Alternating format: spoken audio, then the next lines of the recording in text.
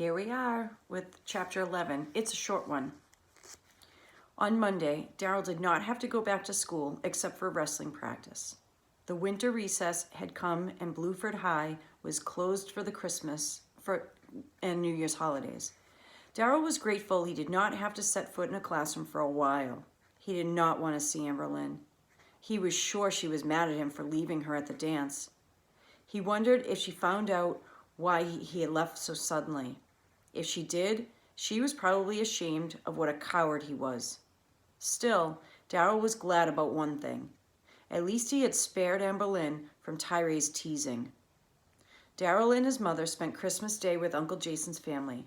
Despite a delicious dinner of fried chicken and mashed garlic potatoes and receiving a new outfit from his uncle and aunt, Daryl couldn't wait to get home, away from his cousins, constantly bickering. It was the first Christmas Daryl had spent away from Philadelphia and his friends. Later that evening, in the quiet of his living room, Daryl remembered how he and Malik used to compare presents right after the holiday. He wondered if Malik would like the new Nike warm-up jacket his mother had gotten him for Christmas. It seemed like years had passed since he stood on the street with his old friends. He was thinking about the last time he had seen Malik, when his mother sat down next to him. "Daryl, is everything okay in school?" she asked. "I know I've been busy lately, but I'm a little concerned about you."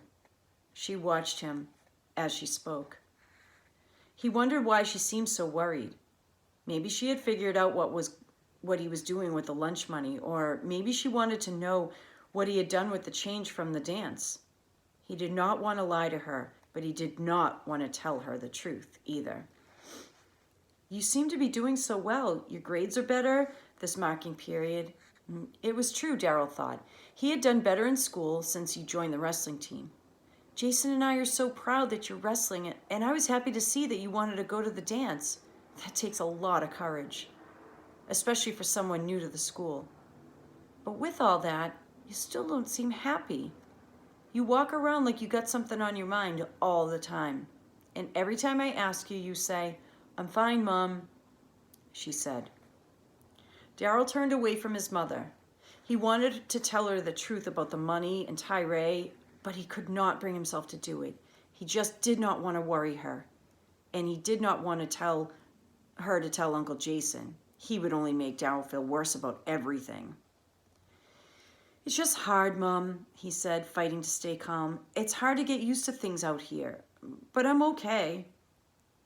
"Baby, if I can do anything for you, let me know. You're not alone," she said, and then she gave him a hug. "But I am, Mom," he thought. "I am alone. I mean, who else is here with me?" 2 days after Christmas, Daryl came home from wrestling practice and heard a noise coming from his uncle's garage. It sounded like the kids yelling. He put his head out the door to listen. "Let me out!" a child cried. Daryl could tell his cousin Nate's voice. "You gonna give me the remote control car you got for Christmas?" a second voice said. It was Travis. Again, remember, we haven't heard from them a whole lot lately. Travis is the older cousin, and Nate is the little one who gets bullied. "Let me out, I can't breathe," Nate screamed. There was terror in his voice. "Give me the car and I'll let you out," Travis yelled back. "Please let me out. Somebody help me." Daryl yanked open the garage door in the dim light. He saw Travis sitting on an old wooden trunk that was padlocked shut.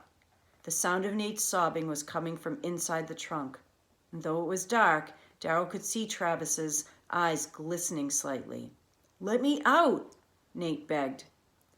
Daryl felt Nate's pain, but what froze Daryl for a second was Travis. In his cousin's young face, Daryl saw Tyree. He spotted that hate smirk lurking maybe just a few years away. Daryl knew that if no one confronted and stopped him, Travis would grow up to be another Tyree. Daryl could not sit still. He could not allow a bully to get away with hurting another kid, especially in his own family. And despite what Uncle Jason had said, Daryl could not let Travis torture his brother. "Leave him alone," Daryl yelled and walked into the garage. "Let him out of there." "My dad said not to listen to you. You can't tell me what to do," Travis said defiantly. Daryl did not care what his uncle said. In one swift move, he yanked Travis off the trunk and pushed him firmly into the wall of the garage. "Give me the key to the trunk," Daryl growled. Travis looked surprised. "Let me go," he screamed. "I'm gonna tell my dad." Daryl saw a shiny metal key in Travis's hand and grabbed it. Quickly, he unlocked the trunk and helped Nate out. "My dad's gonna kick you out of your house and fire your mama. You'll be poor like you were before you got here." Just then, Uncle Jason's deep voice bellowed through the garage. "What's the problem here?" "Dad, Daryl's pushing me around," Travis whined. "He locked Nate in the trunk and wouldn't let him out until he gave away his Christmas present," Daryl explained. Uncle Jason looked shocked. "You do that, Travis?" he asked. Travis trembled. "He did, Dad," Nate insisted. "He stuck me in the trunk and I couldn't breathe, and he wouldn't let me out because he wanted my car. I was scared." "He's lying," Travis howled. A terrible look came over over his uncle's face, as if he saw something horrible that he had never wanted to admit existed. He walked over to his older son. "What do you think you're doing, boy? You could have choked your brother in there." Travis shrugged his shoulders and looked at the ground. "Don't you ever try to hurt your brother again, you hear me? Just 'cause you're bigger, don't give you the right to push him around or take things from him. I ain't raising no bullies in this house," Uncle Jason yelled. "Now we're gonna get this mess straightened out. Both of you get in the house. I'll be there when I'm done with Daryl. And I'll say this once, Travis, you better tell me the truth, 'cause if I find out you're lying, you might not come outside again until next Christmas. Now get inside." Both boys ran into the house. Uncle Jason looked over at Daryl. "I'm glad you were here, Daryl," he said. "I know I told you not to get involved with them, but you did the right thing. A man's gonna